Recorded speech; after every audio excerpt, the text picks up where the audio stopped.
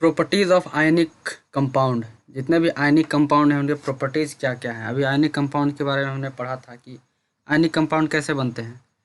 एक प्लस और एक माइनस, दोनों अपोजिट चार्ज मिल कर के मतलब जो भी कंपाउंड मिलते हैं बनते हैं, वो उसमें क्या होता है, दोनों अपोजिट चार्ज होता है। क्या होता है, माइनस चार्ज होता है, प्लस चार्ज होता है। जैसे कि NaCl, Na और Cl, Na क्या था, प्लस चार्ज था, Cl था क्या, Cl माइनस चार्ज था। तो दोनों अपोजिट चार्ज होने की वजह से एक दूसरे के पास रहते हैं। आयनिक कंपाउंड बनने के लिए सबसे पहले जो भी एलिमेंट होते हैं वो आयन बनते हैं। जैसे कि सोडियम था, सोडियम का आउटरमोस्ट शेल में कितना था, एक इलेक्ट्रॉन था। एक इलेक्ट्रॉन किसी को त्याग दिया, दे दिया, तो उसके पास एक प्रोटॉन ज़्यादा हो गया, ठीक है। तो एक प्रोटॉन ज़्यादा होने के कारण उसमें एक चार्ज आ गया, ठीक है, वो आयन बन गया, प्लस चार्ज। क्लोरीन के साथ भी यही था कि क्लोरीन के साथ 7 इलेक्ट्रॉन आउटर मोस्ट ऑर्बिट में था। तो वो क्या किया, एक इलेक्ट्रॉन ले लिया, ठीक है, किसी से स्टेबल तो हो गया, ठीक है। एक देने या लेने के बाद लोग स्टेबल तो हो जाता है, लेकिन क्या बन जाता है, आयन बन जाता है। देखिए यहाँ पे हमने पढ़ा था कि मान लीजिए कि ये इसका आउटर मोस्ट इलेक्ट्रॉनिक कन्फिग्रेशन 2 8 2 है, ठीक है। तो ये क्या होगा, इसका आउटर मोस्ट में कितना आना चाहिए, 2 8 होने के लिए क्या करेगा, ये 2 को दे दिया, मतलब यहाँ कितना बचा, 2 8 बचा, ये स्टेबल हो गया। लेकिन इसमें चार्ज आ गया, ठीक है। इसके सामने कोई भी नेगेटिव चार्ज आएगा तो उसको खींच लेगा ये। तो ये भी ऐसा ही कर रहा है, ये भी तो स्टेबल हो गया, लेकिन इसमें चार्ज आ गया।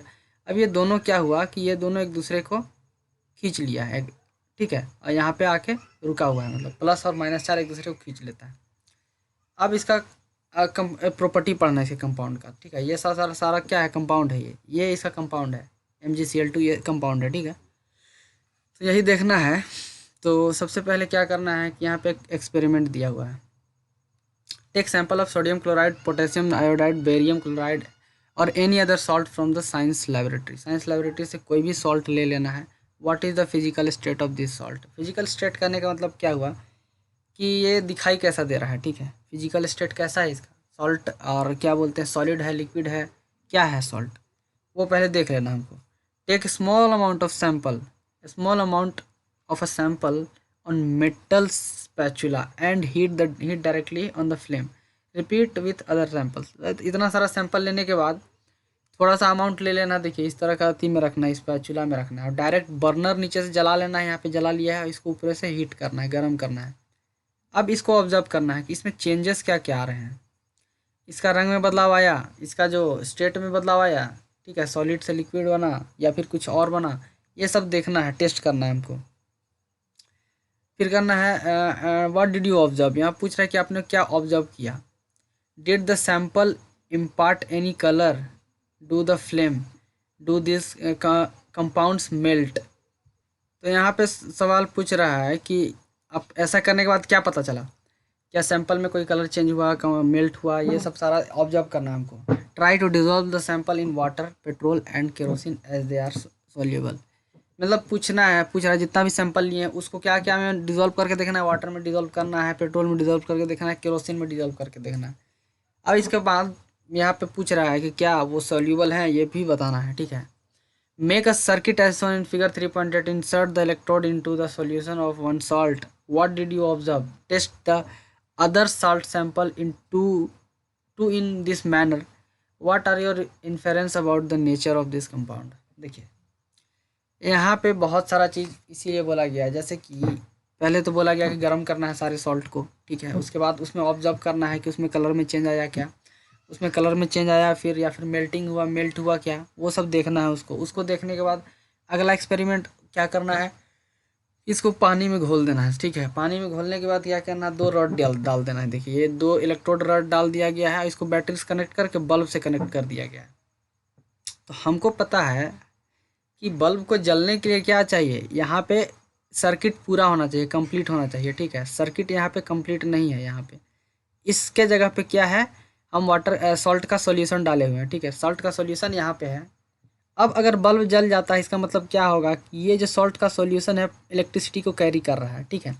ये सॉल्ट का सॉल्यूशन इसका सर्किट कंप्लीट करने में इसको हेल्प कर रहा है, मतलब इससे होके इलेक्ट्रिसिटी कैरी हो रहा है। हम लोग जानते हैं कि जैसे कि वाटर में होता है इलेक्ट्रिसिटी फ्लो नहीं करता है, ठीक है।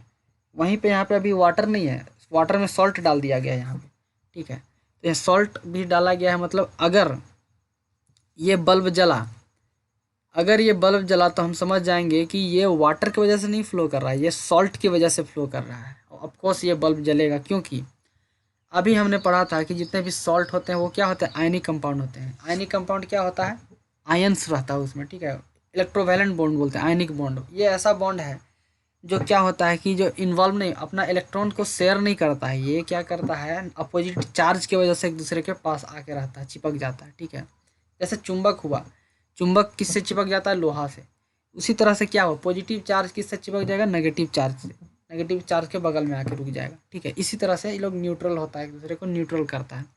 तो यहाँ पे क्या हो रहा है कि इलेक्ट्रॉन और प्रोटॉन, प्लस चार्ज और माइनस चार्ज दोनों है, ठीक है, इलेक्ट्रॉन भी है, तो इसमें फ्रीली घूम रहा है, ठीक है। ये पानी जो सॉल्यूशन हम बनाए हैं इसमें आयंस क्या हो रहे हैं, फ्रीली मूव कर रहे हैं इधर उधर। अब जब भी हम पोटेंशियल डिफरेंस यहाँ से अप्लाई करेंगे, मतलब यहाँ प्लस चार्ज इसमें ला दिए, इसमें नेगेटिव चार्ज, इसमें पॉजिटिव नेगेटिव चार्ज अगर लाएँ, ठीक है, तो क्या होगा कि जो क्लोरीन के जितने भी एटम्स हैं, ठीक है, वो नेगेटिवली चार्ज है तो वो पॉजिटिव चार्ज की तरह जाएंगे। सोडियम के जो जितने भी एटम है पॉजिटिवली चार्ज है तो वो नेगेटिव चार्ज की तरह जाएंगे। तो इसके वजह से क्या हो जाएगा, ये सर्किट कंप्लीट हो जाएगा और बल्ब जलने लगेगा। तो यहाँ से इलेक्ट्रॉन्स का फ्लो होने लगेगा। और हम जानते हैं कि जब भी करंट फ्लो करता है तो क्या होता है, इलेक्ट्रॉन्स का फ्लो होता है, तभी करंट फ्लो कर रहा है, मतलब इलेक्ट्रॉन्स का फ्लो हो रहा है। अब यहाँ पे दिया हुआ है कुछ मेल्टिंग पॉइंट दिया हुआ है, बॉइलिंग आयनिक कंपाउंड का मेल्टिंग पॉइंट और बॉइलिंग पॉइंट दिया हुआ है। मेल्टिंग पॉइंट और बॉइलिंग पॉइंट कहने का मतलब क्या हुआ, जैसे कि क्या होता है कि ये सॉल्ट में, सॉल्ट जो है NaCl सॉल्ट होता है, वो किस स्थिति में होता है, सॉलिड स्थिति में।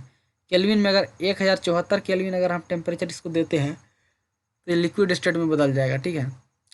और अगर 1686 केल्विन टेम्परेचर देते हैं तो ये वेपर स्टेट में बदलने लगेगा, ये इसको। तो NaCl सॉल्ट को वेपर स्टेट में बदलने के लिए कितना टेम्परेचर देना होगा, 1686, इतना ज़्यादा टेम्परेचर देना पड़ेगा। इसका मतलब यहाँ से देखने से क्या पता चल रहा है, यहाँ देखने से पता चल रहा है कि जितने भी आयनिक कंपाउंड होते हैं बहुत ज़्यादा ही हाईली, उसका बॉइलिंग पॉइंट और मेल्टिंग पॉइंट बहुत ज़्यादा हाई होता है। मतलब क्या हुआ, मेल्टिंग पॉइंट बॉइलिंग पॉइंट किसी भी चीज़ का हाई रहेगा, कहने का मतलब हुआ कि उनके जो बॉन्ड हैं, उनके बीच में जो बॉन्ड बने हैं, इलेक्ट्रोवैलेंट बॉन्ड, आयनिक बॉन्ड, वो बहुत स्ट्रॉन्ग बॉन्ड है, ठीक है। उसको तोड़ना इतना आसान नहीं है। क्यों आसान नहीं है, क्योंकि ये इसमें नेगेटिव और पॉजिटिव चार्ज आने की वजह से दोनों एक दूसरे को बहुत तेज़ी, मतलब बहुत टाइटली अट्रैक्ट कर रहे हैं, ठीक है, एक दूसरे से सटे हुए हैं।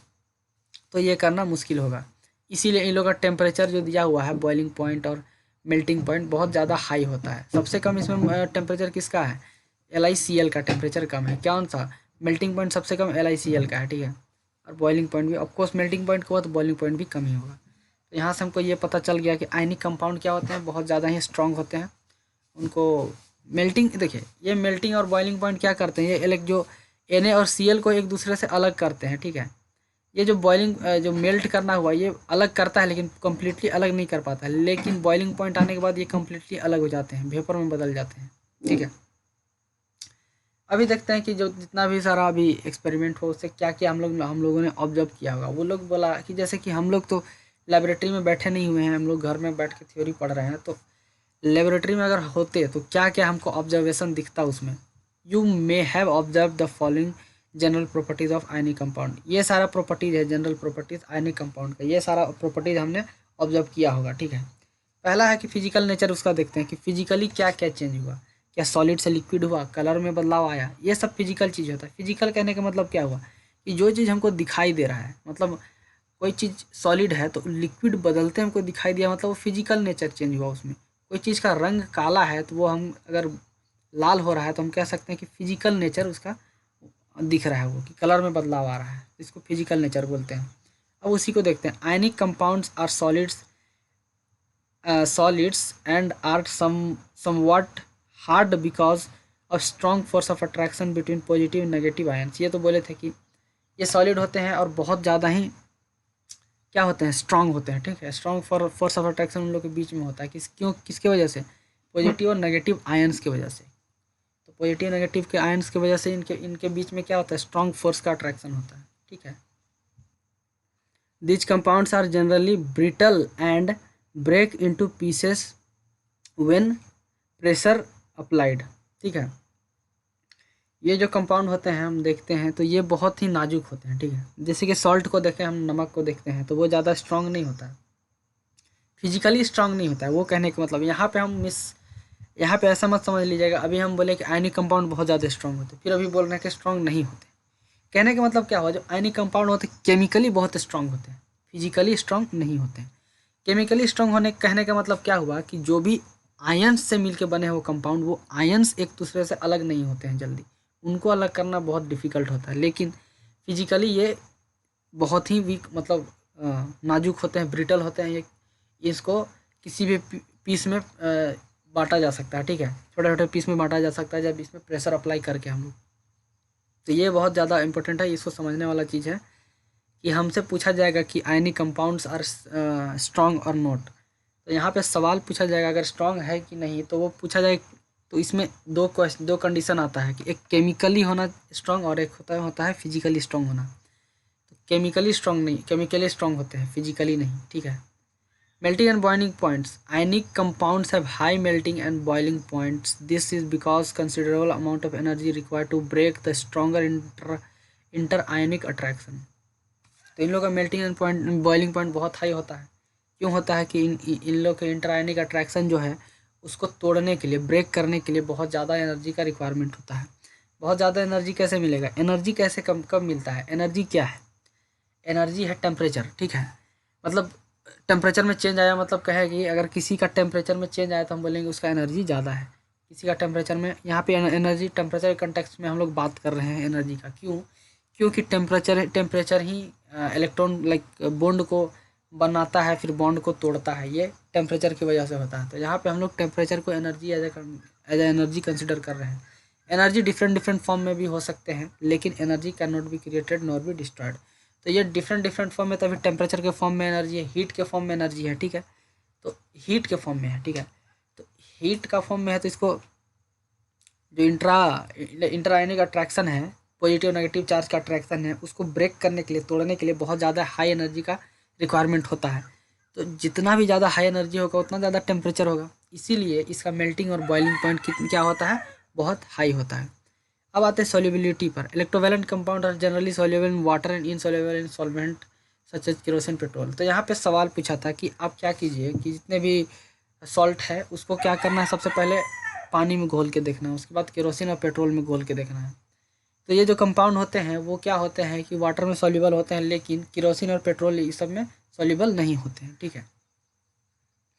अगला देखते हैं कंडक्शन ऑफ इलेक्ट्रिसिटी। तो वो जो एक्सपेरिमेंट किए थे तीसरा वाला, जैसे कि उसमें क्या था कि हम इलेक्ट्रोड डाल दिए थे, वाटर को सॉल्ट को क्या किए थे, हम सॉल्ट को किए थे सॉल्युबल किए थे वाटर में सॉल्युबल करने के बाद उसमें हम इलेक्ट्रोड डाल के उससे इलेक्ट्रिसिटी कंडक्ट करा रहे थे। तो हमने देखा था कि वहाँ पे इलेक्ट्रिसिटी कंडक्ट होने लगा था। The conduction of electricity through solution involve the movement of charge particle. Charge particle के हम बोले थे कि वहाँ पे जैसे कि सॉल्युबल को जैसे ही पानी में डाला जाता है तो जो चार्ज पार्टिकल होते हैं वो क्या होते हैं, फ्री हो जाते हैं। जैसे कि यहाँ पे देखते हैं, यहाँ पे देखिए ये जो है Mg+, Mg2+ और Cl2-, ठीक है। ये वाला जो है ये अभी दोनों एक दूसरे से सटा हुआ है, इसको अगर पानी में डालेंगे ना तो ये अलग अलग हो जाएगा, ठीक है, फ्री हो जाएगा ये। उसके बाद इसको आराम से हम पोटेंशियल डिफरेंस क्रिएट करके इधर उधर इसको चला सकते हैं। तो यहाँ पे हम देखते हैं तो क्या था, conduction of electricity through the solution charge particle के मूवमेंट की वजह से होता है। Solution of ionic compound in water contains ion, ठीक है। आयनिक कंपाउंड का जो भी सॉल्यूशन होता है वो आयन कंटेन करता है, ठीक है, वाटर में। क्यों कंटेन करता है, क्योंकि वो फ्री हो जाता है, इलेक्ट्रॉन्स आयंस जो होते हैं वो फ्री हो जाते हैं वाटर में जाने के बाद, ठीक है। विच moves the opposite electrode when electricity is pass through the solution. जब भी इलेक्ट्रिसिटी सॉल्यूशन से पास होता है, यहाँ पे देखिए, तो यहाँ पे अपोजिट इलेक्ट्रोड, जैसे कि इससे अगर इसको प्लस चार्ज अगर मानते हैं, इसको नेगेटिव चार्ज, तो यहाँ पर प्लस वाला जितना भी Na+ जो है सब इधर आएगा, इस इलेक्ट्रोड की तरफ आएगा, जबकि Cl- किधर जाएगा, इस इलेक्ट्रोड की तरफ जाएगा, ठीक है। तो इसके वजह से क्या होगा, इलेक्ट्रिसिटी का कंडक्शन होता है। A solution of any compound in water contains ion which moves to the opposite electrode when electricity is passed through the solution. Any compound in the solid state do not conduct electricity because the movement of ion in solid are not possible due to rigid structure. हाँ, तो जैसे कि अगर solid state में आपसे पूछा जाएगा कि जैसे कि हम उसके सॉल्यूशन बनाने के जगह में हम डायरेक्ट अगर सॉल्ट रखते हैं और उसमें रॉड डाल देते हैं तो क्या इलेक्ट्रिसिटी कंडक्ट करता? नहीं करता। क्यों नहीं करता है? उसके पीछे कारण क्या है? क्योंकि जब सॉलिड स्टेट में होते हैं तो वो बहुत ज़्यादा एक दूसरे से जुड़े होते हैं, ठीक है। उसके आयंस जो होते हैं फ्री नहीं होते हैं, मूव नहीं करते हैं। तो हम जानते हैं कि इलेक्ट्रिसिटी कंडक्ट करने के लिए क्या आयंस का मूव करना बहुत ज़रूरी है, इसीलिए सॉलिड स्टेट में ये इलेक्ट्रिसिटी कंडक्ट नहीं करते हैं। इसका स्ट्रक्चर बहुत रिजिड होता है, ठीक है, सॉलिड स्टेट में, जिसकी वजह से ये फ्री नहीं होते हैं और मूव नहीं करते हैं, तो इलेक्ट्रिसिटी भी कंडक्ट नहीं करेगा। But ionic compound conduct electricity in molten state. Molten state में कंडक्ट करेगा। मोल्टेन स्टेट कहने का मतलब क्या हुआ कि पिघला लिक्विड स्टेट टाइप का होगा, सेमी लिक्विड स्टेट, ठीक है, उसमें भी इलेक्ट्रिसिटी कंडक्ट करेगा क्योंकि वहाँ भी आयंस फ्री होते हैं। This is possible in molten state since electrostatic force of attraction between orbitally charge ion overcome due to heat. तो यहाँ पे हम क्या कर रहे हैं? मोल्टेन स्टेट कहने का मतलब क्या हुआ कि हम कंपाउंड को पिघला रहे हैं, ठीक है, यानी कंपाउंड है उसको पिघला रहे हैं, मोल्ट, ठीक है। तो यहाँ पे एनर्जी दे रहे हैं। एनर्जी देने का मतलब क्या हुआ कि जो आयंस है एक दूसरे से दूर होने लगे। आयंस एक दूसरे से दूर होने लगेंगे तो उनके बीच का जो अट्रैक्शन फोर्स रहेगा वो वीक होते जाएगा, कमज़ोर होते जाएगा। और कमज़ोर होते जाएगा, इसके वजह से क्या होगा कि हम आयंस को एक जगह से दूसरी जगह मूव करा सकते हैं।